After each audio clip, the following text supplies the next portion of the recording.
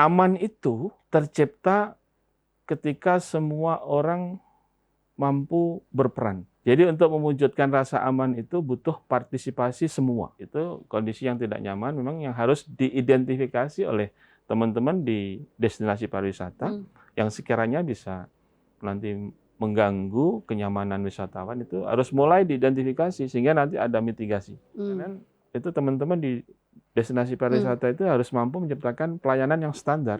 Itu harus digarisbawahi gitu. Hal-hal apa saja yang bisa menyenangkan tentunya kita punya pantai yang begitu indah. Setuju banget. Tapi kualitasnya menurun gara-gara sampah. Sampah itu menjadi hal penting untuk dikelola.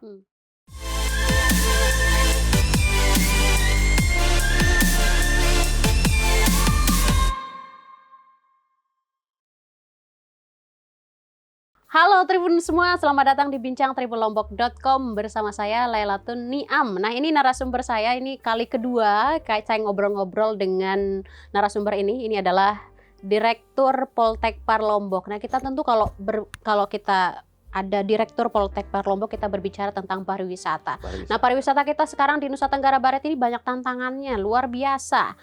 Apa yang dikeluhkan masyarakat apa? Tiket mahal. Padahal wisata kita luar biasa, didatangi di mana-mana ada wisatawan destinasi indah. Tapi tantangannya itu akomodasi mahal, tiket mahal, pajak sekarang sedang banyak dibicarakan. Nah, bagaimana pariwisata kita ke depan ini seperti apa? Mau dibawa kemana pariwisata kita di NTB ini? Ini sudah hadir Bapak Dr. Ali Muhtasom. Pak Ali, terima kasih banyak. Cak Ali. Oh, pakai Cak Ali ya. Terima kasih banyak Cak sudah hadir. Ini kedua kali kita ngobrol. Terima kasih, Tampiasi. Iya. Ya. Gimana pariwisata kita dengan target 2,5 juta 2024 dengan kondisi yang sekarang yang makin hari makin mencekik ya? Jadi kalau bicara pariwisata Nusa Tenggara Barat ya, yang pertama harus kita katakan adalah puji syukur alhamdulillah. Puji syukur alhamdulillah. Kenapa? Karena Nusa Tenggara Barat itu dikaruniai kekayaan alam, keindahan yang luar biasa, yang banyak keunikan-keunikan di NTB ini tidak ada di tempat lain. Betul, setuju. Lebih-lebih ditambah lagi ada Mandalika. Betul. Kita ada Gunung Rinjani. Nah, itu bicara potensi kan. Ya. Nah, bicara kondisinya kan tentunya pemerintahan sudah menetapkan target pasti. Ya. Setiap tahunnya itu berapa kunjungan wisatawan.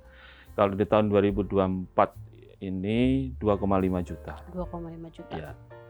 Kalau kita melihat dari data ya, Badan Statistik, itu hari ini sudah mendekati 2 juta. 2 juta. Masih artinya kurang. Ya masih ada rentang waktu, sisa waktu yang kita bisa buru ya. Mudah-mudahan angka terakhir di Desember ini sudah 2 juta lebih ya. Nah kita kan punya kesempatan di akhir tahun itu biasanya adalah libur Nataru. Nah itu biasanya ada lonjakan. Tingkat kunjungan wisatawan naik gitu. Tapi itu ada PR lagi Pak. Kondisi cuaca kita sekarang nih hujan angin petir badai. Mikir juga wisatawan datang. Nah ini menjadi satu kendala ya. Saya kembali lagi. Jadi capaian 2,5 itu tidak tercapai, mungkin ada beberapa hal ya, yang menyebabkan tadi sudah disampaikan di awal ya. Salah satunya adalah karena harga tiket yang mahal. Walaupun sudah ada beberapa flight yang turun. Ya kan? Ya. Kemudian ada faktor-faktor internal yang mungkin promosi yang juga belum terlalu masif. Ya, efektif dilakukan sehingga ada beberapa destinasi pariwisata itu yang tidak dikenal. Nah, kondisi kesempatan di libur Nataru ini sebenarnya kesempatan emas untuk menaikkan angka kunjungan wisatawan, tapi kan kita dihadapkan pada tantangan bencana alam ya. Jadi sekarang kalau kita lihat informasi di televisi dan lain sebagainya, itu ada hujan lebat, petir, nah banjir. Ini juga menjadi satu kendala yang bisa mengurungkan niat wisatawan untuk melakukan perjalanan. Karena kan ada pertimbangan. resiko. Ya, karena resiko. Nah, dalam konteks ini sebenarnya Kementerian Pariwisata itu sudah mengeluarkan surat edaran. Ya. Surat edaran yang berkaitan dengan pelaksanaan wisata yang aman, nyaman, dan menyenangkan. Aman, nyaman, dan menyenangkan. Ya, 3 poin itu sasarannya. Gitu. Gimana agar wisatawan yang datang ke NTB aman, nyaman, dan menyenangkan?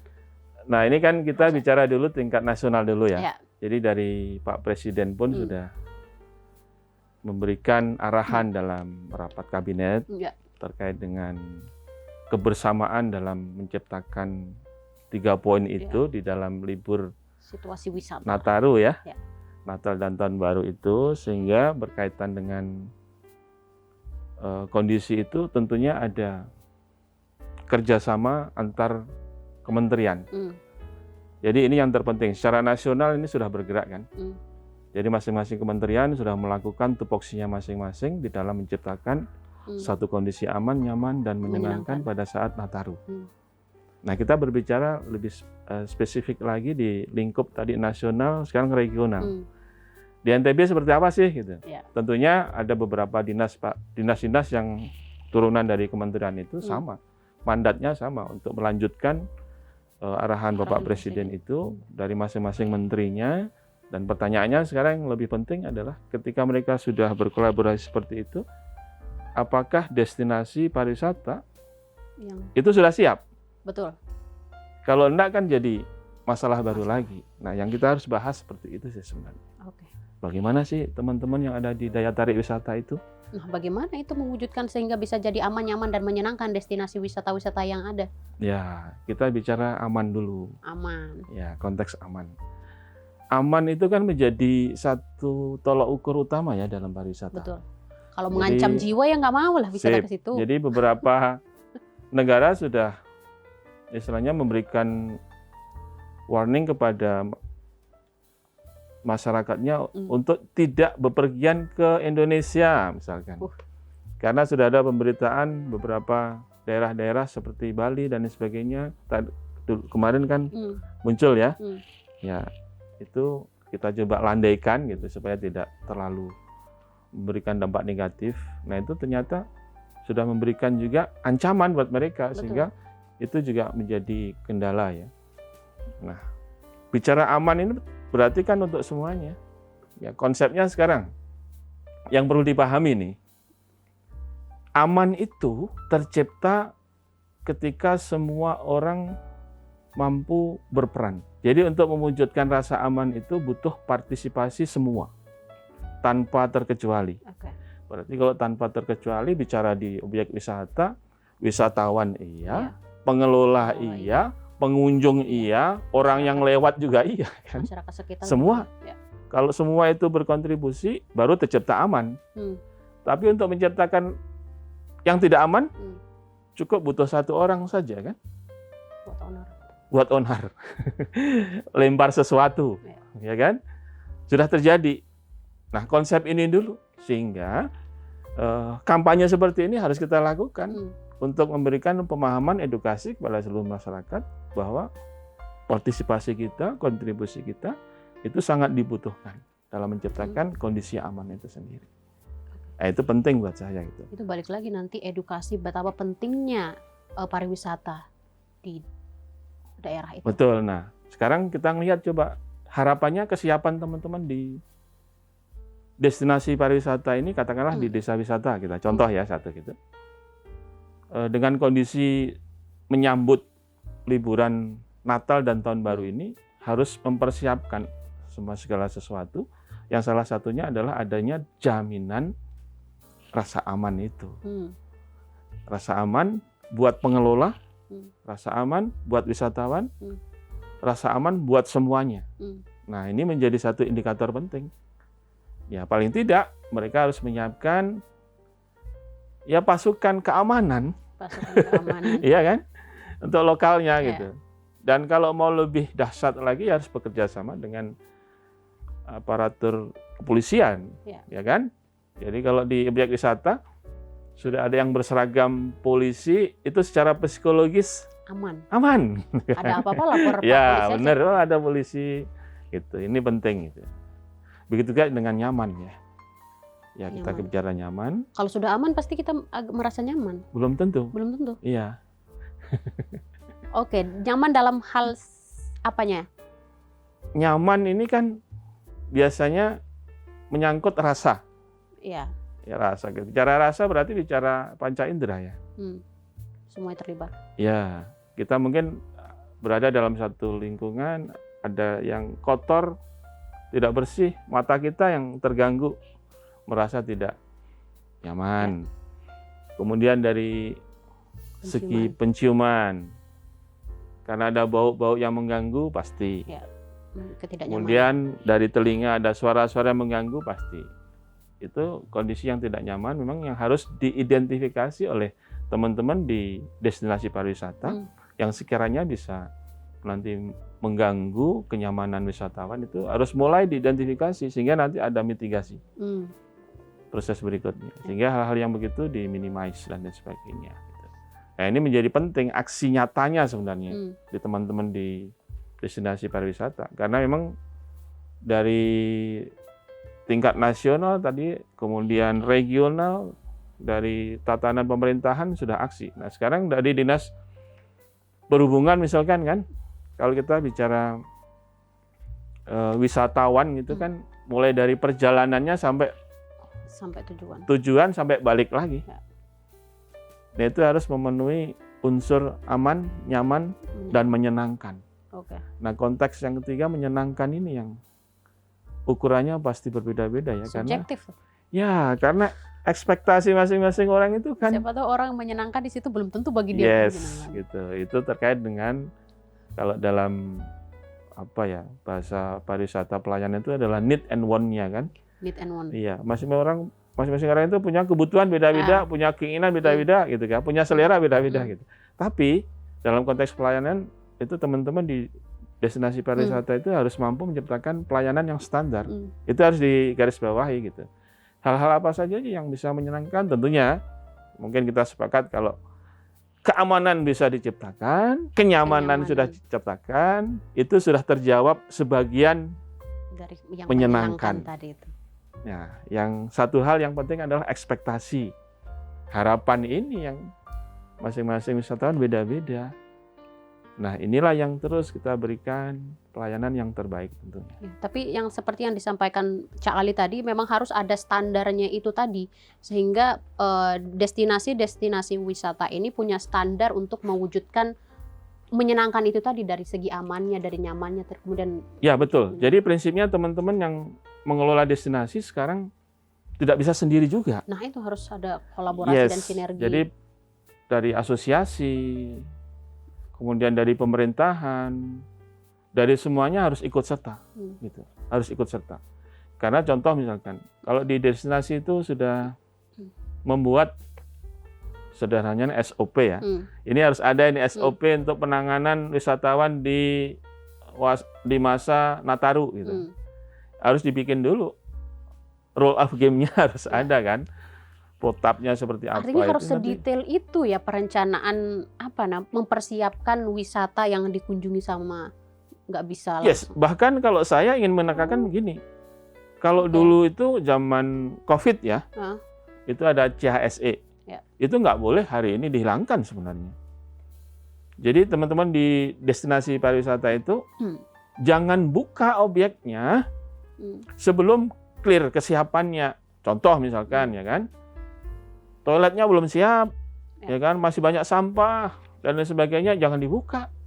Nanti dibuka ketika sudah memenuhi itu kriteria yang sudah disiapkan. Standarnya seperti ini yang baru kita buka. Nah, itu baru memenuhi tadi aman, nyaman, menyenangkan. Kalau nggak itu pasti tidak menyenangkan. Tapi ada sejumlah pihak dan sebagian orang masih ada ego dan kepentingan tertentu. Ya, itulah pentingnya edukasi ya. Jadi hari ini kita diskusi seperti Perannya ini. Poltekpar tuh. Ya, benar. Jadi kita selalu, karena mindset masyarakat itu terus harus diedukasi. Karena kalau enggak, karena pariwisata ini tidak parsial gitu. Setuju. Ya, artinya kalau kita lihat dari perjalanan wisatawan, oke, mungkin dari pesawatnya oke, nggak masalah dia. ya kan? Begitu turun bandara, di bandara pun disambut dengan menyenangkan gitu. Tapi begitu naik mobil travel, itu masalah baru gitu kan? Mungkin komunikasi tidak bisa dan sebagainya. Sudah menjadi bagian dari penyebab itu. Untung-untung ketika mereka misalkan saya lagi lapar, di mana mau makan, oh dapat makanan sesuai dengan kesukaannya, rasanya juga suka, terbayarlah kekecewaannya gitu. Tapi kalau enggak, kan enggak bisa. Terus itu menjadi pengalaman yang tidak menyenangkan akhirnya. Gitu. Nah itu harus, jadi rentetan semuanya itu harus kita coba satukan menjadi satu kualitas pelayanan. Iya, ini menarik sih. Seperti yang disampaikan Cak Ali, ini kan harus ada rentetan-rentetan yang dipersiapkan, bahkan yang mungkin dianggap itu bukan bagian dari itu, seperti tadi naik mobil travel, sebenarnya itu mungkin bukan bagian dari wisata anggapannya, tapi itu bagian penting yang akan jadi experience menyenangkan tadi itu. Betul, jadi di sini konteksnya harus ada tanggung jawab yang besar dari pengelola bisnis travel. Bagaimana sih kesiapan kendaraannya? Selama Nataru ini, apakah remnya udah dipastikan? Nah, itu. Ya kan? Ya. Kapan terakhir itu kendaraan diservis? Itu kan sebuah jaminan gitu. Karena banyak kejadian kecelakaan itu karena memang mengabaikan kesiapan itu, hanya memikirkan keuntungan yang lebih besar. Gitu. Nah, diskusi kita mudah-mudahan bisa mengetuk hati ya. Iya. Ini membuka insight baru terkait dengan pengelolaan pariwisata, Cak. Nah, memang sederhana gitu. Perilaku-perilaku yang sederhana tapi sering dilupakan. Kemudian memberikan dampak yang cukup besar. Ya, justru bagian dari berwisata itu bukan hanya destinasi wisatanya, tapi experience bersama orang yang terlibat. Iya, betul. Memang kuncinya berwisata itu mereka mendapat pengalaman baru. Good experience. Yes. Sehingga nanti orang-orang balik lagi dan candu terhadap experience yang ada, bukan hanya terhadap destinasi. Potensi kita luar biasa, Cak, kalau tidak didukung dengan hal-hal sederhana tadi yang diabaikan, kurang sekali. Itulah butuhnya kebersamaan, kolaborasi. Dan peran Poltekpar lagi lah baliknya. Nah, gimana Poltekpar untuk mewujudkan itu, Cak? Kan ini peran Poltekpar. Ya, jadi kalau dalam konteks ini, saat ini dalam konteks bagaimana persiapan di Nataru ini, jadi tentunya saya selaku direktur itu sudah memberikan wejangan ya kepada semua mahasiswa, pegawai untuk berperan aktif tentunya.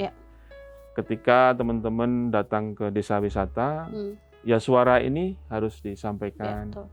Kemudian nanti ketika kita bersama-sama juga hadir dalam periode itu sedang jalan, ya kita juga harus aktif untuk saling mengingatkan dan sebagainya. Ini sudah kami lakukan secara internal ya tentunya. Nah, saya kan ada juga di BPBD ya, Badan Promosi Pariwisata Daerah Nusa Tenggara Barat. Nah, tentunya ini juga bagian dari bagaimana membangun citra pariwisata Nusa Tenggara Barat dengan kesiapan kita. Ya, dengan kesiapan kita bahwa di Lombok ini sedang giat-giatnya mempersiapkan pelayanan aman, nyaman dan menyenangkan buat wisatawan yang akan datang. Liburan Natal dan Tahun Baru. Ini promosi. Ya, memberikan keyakinan. Gimana cara gimana caranya? Entah itu dari pengelola, masyarakat sekitar, atau orang yang terlibat dalam pengelolaan wisata itu menciptakan 3 poin tadi sehingga orang percaya Lombok NTB udah tujuan wisata yang aman, nyaman dan menyenangkan. Ya, tentunya ini sebenarnya bukan hari ini saja sebenarnya. Ini adalah satu rangkaian panjang dari semua. Kalau di Poltekpar Lombok itu ada namanya pengabdian masyarakat ya. Kita selalu bantu teman-teman yang ada di desa wisata dan mindset itu selalu kita tanamkan dalam konteks bagaimana memberikan pelayanan yang prima gitu. Yang salah satunya adalah jaminan keamanan itu untuk menciptakan kenyamanan dan yang menyenangkan tadi. Makanya di diskusi kita hari ini nanti kalau ditonton banyak orang kan mengingatkan kembali. Iya. Ini tuh bagian yang penting gitu. Bagian yang penting. Sederhana mungkin dianggap oleh sebagian orang. Iya, tadi saya juga terpikir insight yang tadi, bahkan yang naik travel itu bagian dari wisata itu tadi. Oh iya. Bahkan drivernya juga kalau tidak akan sampai ke tujuan ketika kendaraannya nggak bagus, drivernya mungkin kecapean dan lain sebagainya. Itu perlu. Dan itu memang harus prima dan maksimal. Jadi standar itu dipastikan baru terjadi. Apalagi orang yang di tempat wisatanya, entah itu dari bagian apanya gitu, memang harus benar-benar siap terhadap 3 poin tadi, aman, nyaman, dan menyenangkan itu Betul. tadi. Menumbuhkan sikap kepedulian untuk mewujudkan 3 poin tadi mungkin, Cak. Ya, Harus kepedulian itu kan sebenarnya bisa dibangun secara individu. Jadi memang di beberapa destinasi pariwisata itu harus ada orang-orang yang menjadi pemantik, istilahnya provokator untuk kebaikan ya. Bahasa kerasnya begitu ya. Provokator untuk kebaikan. Jadi mau kondisi apapun dia tetap bisa memperjuangkan itu. Jadi gitu. pemacu lah. Betul. Ya. Itu harus ada. Kalau nggak ada itu pasti nggak ada. Jadi kata kuncinya memang harus ada. Tapi Satu kalau orang tidak saja. diintervensi dari Poltekpar Lombok yang sudah mengetahui hal itu, susah, Cak. Oh enggak. Enggak. Kita nggak punya menyerah kita. Karena memang tugas kita adalah bagaimana merubah mindset. Oke. Ya, mungkin cara ini nggak diterima, belum memberikan perubahan. Kita cari cara baru. Karena memang tugas kita terus berkontribusi sampai nanti kualitas pariwisata Nusa Tenggara Barat bisa terangkat karena memang kualitas SDM-nya sudah berkelas. Kualitas SDM-nya sudah berkelas. Kalau begitu, Cak, pertanyaan saya begini. Ini kan menjelang Nataru dan kita berharap lonjakan wisatawan tuh meningkat lah. Ada peningkatan wisatawan menjelang 2 minggu ini lah. Kita sudah di poin 3 itu tadi, Cak? 2,5? Enggak, di poin aman, nyaman, dan menyenangkan di sejumlah destinasi kita.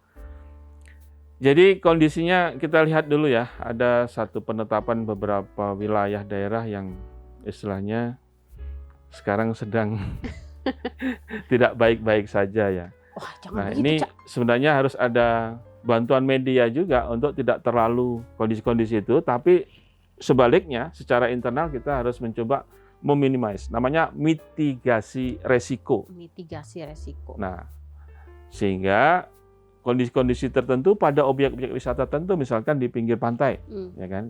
Kalau Lombok kan terkenal pantainya ya. Oh iya. Dengan indah. Tapi sekarang ombak kan lagi luar biasa. Sehingga harus disiapkan ini mitigasinya apa.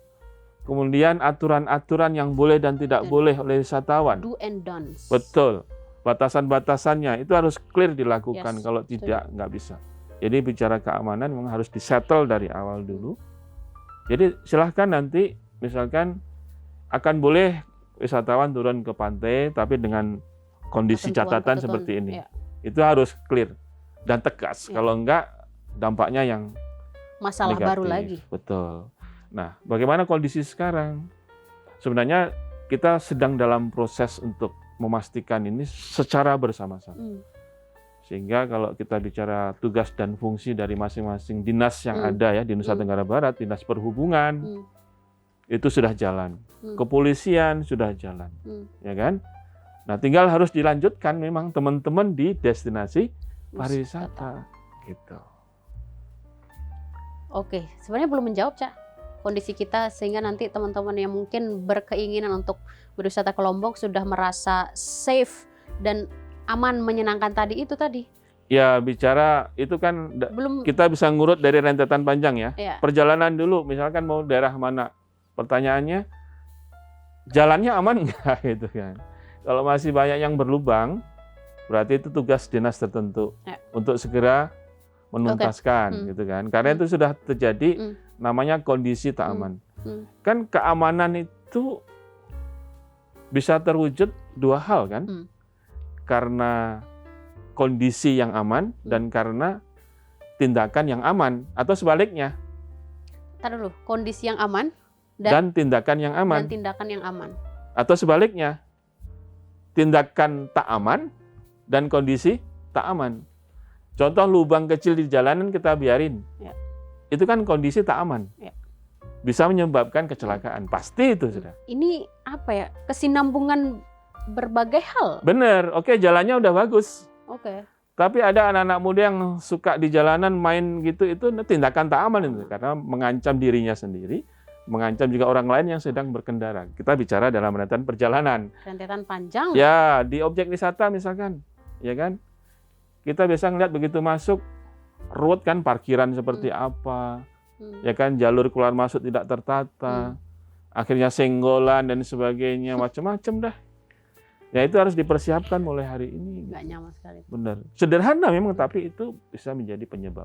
Saya suka sekali diskusi kita kali ini, Cak. Maksudnya kita mengangkat, kita berdiskusi dari sisi lain tentang objek wisata dan pengelolaan pariwisata itu sebenarnya seharusnya seperti ini. Banyak hal-hal yang diangkat detail, remeh-temeh, sebenarnya itu bagian dari kesempurnaan pariwisata yang aman, nyaman, dan menyenangkan. Betul. Itu tadi. Termasuk juga masalah sampah. Masalah sampah juga bagian dari yang banyak sekali dikeluhkan, yang membuat orang tidak nyaman karena penciuman kita terganggu, sehingga wisata itu jadi ya udahlah nggak usah ke situ meskipun bagus, banyak sampahnya. Ini juga masalah buat pariwisata di Nusa Tenggara Barat. Itu. Kita punya pantai yang begitu indah. Setuju banget. Tapi kualitasnya menurun gara-gara sampah. Kebersihan. Makanya dalam konteks sustainable tourism, ya sampah itu menjadi hal penting untuk dikelola, ya kan? Bahkan sekarang sudah ada, kalau bicara blue green circular economy, sampah itu bisa jadi uang lagi kan? Ya. Nah itu mungkin nanti terus akan dikembangkan. Nanti perlu edukasi, ya. Kuncinya tadi dan edukasi. Tidak boleh berhenti sampai proses itu terjadi. Ya. Dan dirasakan oleh masyarakat, sehingga nanti kalau masyarakat sudah merasakan dampak positifnya itu, ya nggak ada yang perintah, udah jalan sendiri. Ya harus memang kolaborasi dengan kedinasan, pihak-pihak terkait. Memang butuh waktu ya. Proses yang nggak mungkin. Tapi yang kita inginkan percepatan. Percepatan.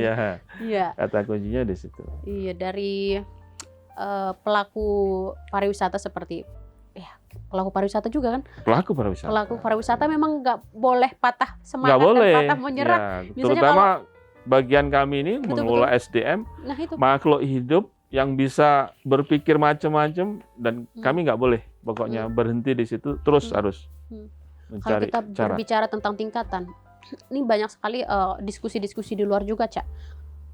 Lombok ini bagus kemarin, tapi SDM-nya tuh belum bahkan belum mencapai 50% kesiapannya aja belum, masih jauh gitu untuk mengelola pariwisata yang sebagus ini dibandingkan dengan Bali. Kalau berbicara dengan Bali dengan kesiapan SDM tentu jauh ya, Cak. Gimana, Cak, melihat itu? Ya, kalau kita bicara SDM itu kan ukurannya kompetensi ya. Jadi kompetensi pada masing-masing bidang itu yang harus kita jawab. Kebutuhannya apa sih di lapangan itu? Kompetensinya apa? Itu yang harus kita siapkan. Nah, kalau sekarang kita misalkan ada wisatawan, harus ada guide, ya kan? Nah, pertanyaannya guide-nya itu sudah punya lisensi nggak? Kalau sudah punya berarti kompetensinya udah dijamin. Kemudian masuk lagi pada kebutuhan pembangunan yang lain lagi, terus itu diukur kan. Nah, Poltekpar Lombok lagi nih bicara. Itu kan perannya Poltekpar itu. Ya, walaupun bukan satu-satunya ya. Kami ini menyiapkan SDM yang berkualitas. Tentunya kualitasnya ini ada bukan hanya standar nasional, tapi standar internasional. Jadi kemampuan itu yang coba kami siapkan. Secara kuantitas memang yang kami hasilkan ini masih terbatas setiap tahunnya, nggak sebanyak kebutuhan yang ada. Ya misalkan dalam 1 tahun, Poltekpar Lombok ini mau wisuda misalkan 370. Tidak semuanya itu ada di Nusa Tenggara Barat. Ada yang keluar. Ada yang keluar negeri bahkan, ya kan? Sehingga kebutuhan SDM yang lokal ini, ya itu tadi diisi oleh mungkin level-level yang belum memiliki kompetensi. Kalau kami kan dikatakan kompeten itu ketika sudah melalui proses sertifikasi ya, uji kompetensi itu dan mendapat sertifikat. Nah itu baru. Nah semua alumni kami sudah kita sertifikasi dan memiliki sertifikat uji kompetensi sesuai dengan bidangnya masing-masing. Itu tentunya. Oke. Ini juga yang menjadi perhatian, Cak, mungkin di sosial media sekarang sedang ramai itu wisatawan yang jatuh. Kemudian banyak juga ya di wisata-wisata lain yang cederai dan apa segala macamnya. Tapi di lingkungan wisata, di destinasi wisata itu belum ada vaskes atau fasilitas kesehatan yang memadai sehingga masyarakat tidak tahu harus memberi pertolongan pertama pada korban itu seperti apa. Dan orang-orang yang mengelola wisata itu juga tidak tahu apa yang harus dilakukan sehingga korban. Jadi di dalam SE Nataru yang dikeluarkan oleh Kementerian Pariwisata itu sudah clear sebenarnya. Salah satu yang harus diperhatikan dan wajib ada di destinasi pariwisata, terutama yang jumlah pengunjungnya ini sudah bisa diperkirakan. itu wajib ada. Dan itu menjadi pembelajaran terbesar buat kita semuanya. Gitu. Karena kita tidak menginginkan satupun ada korban yang seperti itu kan. Nah, sehingga kami juga menitip ini kepada teman-teman di destinasi pariwisata apapun, mau di desa wisata dan lain sebagainya, paling tidak itu mengetahui di mana puskesmas terdekat. Ya. Gitu, paling tidak ya. Jadi kalau ada sesuatu itu langsung bisa dibawa ke sana. Dan mudah-mudahan saja sepanjang Nataru ini fasilitas pelayanan umum seperti puskesmas itu 24 jam buka. Dan kami yakin sudah ada persiapan-persiapan itu di Nusa Tenggara Barat. 24 jam untuk pelayanan umum ya, kesehatan, ya keamanan dan yang lain-lain itu. Mudah-mudahan ya dengan kondisi kejadian itu menjadi pembelajaran kita bersama sehingga hal-hal yang dianggap remeh-temeh ya, itu bisa betul-betul menjadi perhatian khusus karena ternyata dampaknya yang luar biasa. Bukan itu sih sebenarnya berhentinya di situ. Tapi kalau sudah berita itu nyampe lewat media sosial sampai di luar negeri, pastilah, pasti. Ya, itu akan berdampak pada kunjungan wisatawan. Betul. Dan citranya bakal. Nah kalau saya seperti ini ya. Jadi memang harus ada protap khusus sekarang yang disiapkan untuk bagaimana menyambut Nataru ini. Paling tidak ada kecepatan bagaimana menangani kejadian-kejadian seperti itu harus ada. Nah itu harus ada orang khusus memang disiapkan. Standby pada periode wisatawan yang ada di situ. Sehingga kalau ada sesuatu sudah tahu harus ngapain. Dan semua wisatawan yang mengalami begitu harus cepat dibantu. Gitu. Karena kalau orang lain yang membantu dan tidak tahu, biasanya dampaknya lebih parah, gitu ya. Karena tidak punya kompeten. Betul, gitu. Sehingga saya setuju kalau memang harus diedukasi, dilatih teman-teman yang. Kunci kita memang diedukasi, Cak. Benar, ya. Sederhana memang ini, tapi memang kita tahu sama-sama dampaknya luar biasa dan terkadang kita membiarkan kan hampir gitu ya. Biar aja, cuman beritanya kita tahu itu. Tapi aksi selanjutnya nggak ada untuk bagaimana memitigasi sebagai solusi. Mitigasi tadi. Dan itu kejadiannya bisa berulang terus. Itu yang tidak kita harapkan.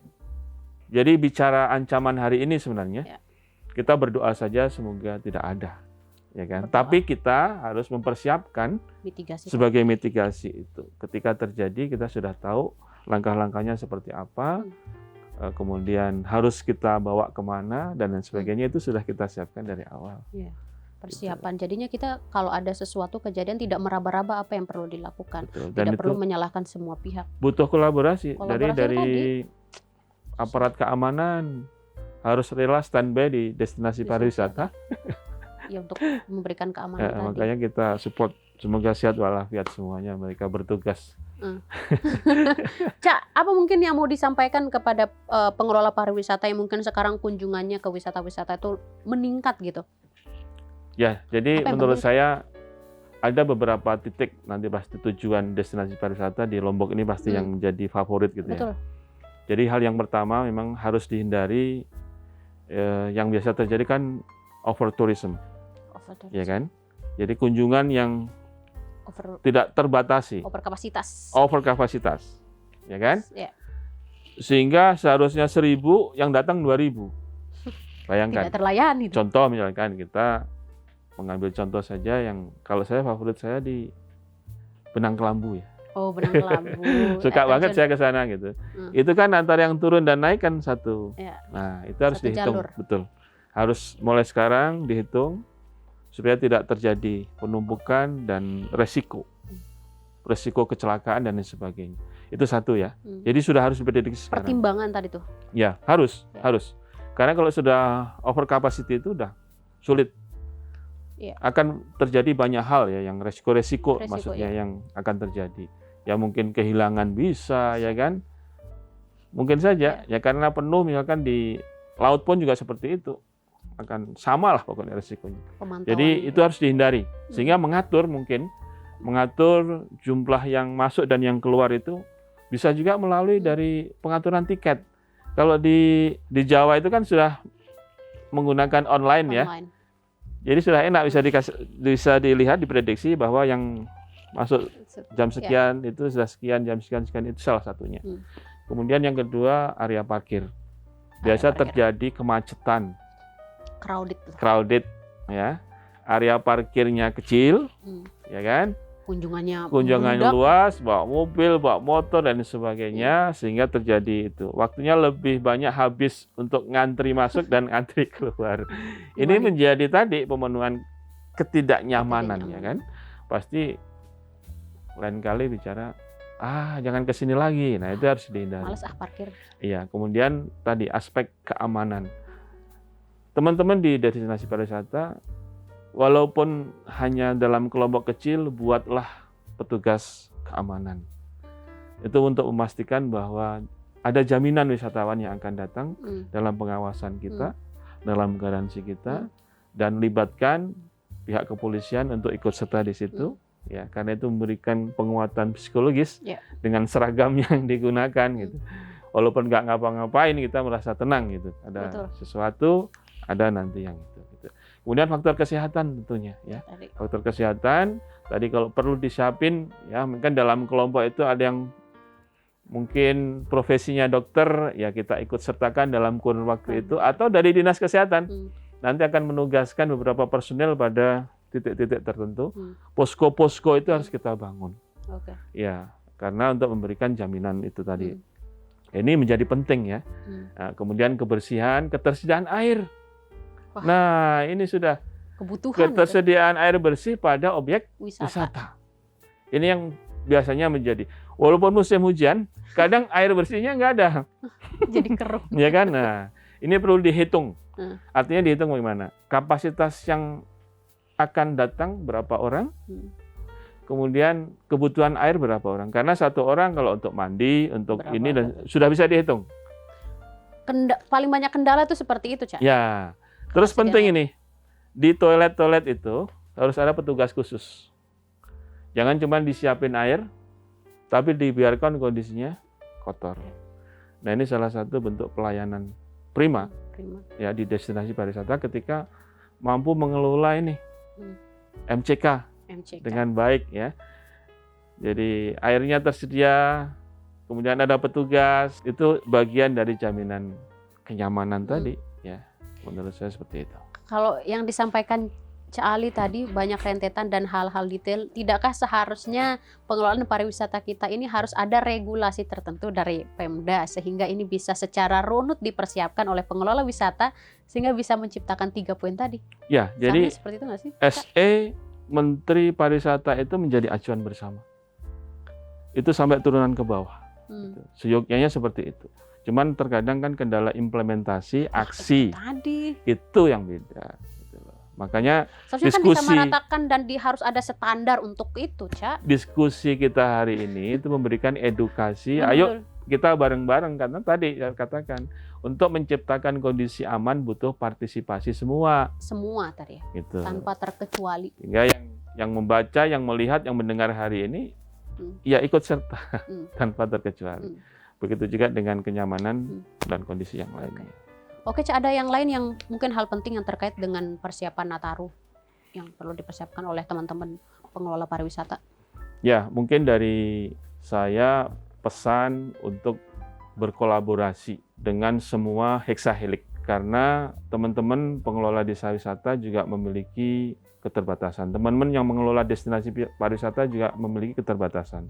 Ya kan, sumber daya maksudnya. Dengan kolaborasi itu akan terwujud tadi kondisi aman, nyaman, dan menyenangkan tentunya. Sehingga semua yang berkepentingan menurut saya ini wajib hadir dan terketuk hatinya untuk ikut serta, berkontribusi. Ya, urun rembuk di sini sehingga nanti akan terbangun citra pariwisata Nusa Tenggara Barat. Ini taruhan loh, ya. Ini taruhan ini di Nataru ini. Ketika kita mampu nanti menciptakan ini, insya Allah tahun depan akan terus wisatawan akan. Tapi kalau nanti citranya nggak bagus, banyak hal-hal negatif yang muncul, pemberitaan, kejadian yang memang kita sudah tahu dan kita tidak mitigasi dari awal, ini sangat tidak kita harapkan. Mungkin itu teman-teman semuanya yang bisa kita coba bersama-sama. Penting banget, itu memang harus kita harus sadar. Ya. betapa pentingnya persiapan seperti itu, mitigasi dan hal-hal detail yang tadi yang berkesinambungan tadi. Ya. Wah, ini keren sekali diskusi kita ini.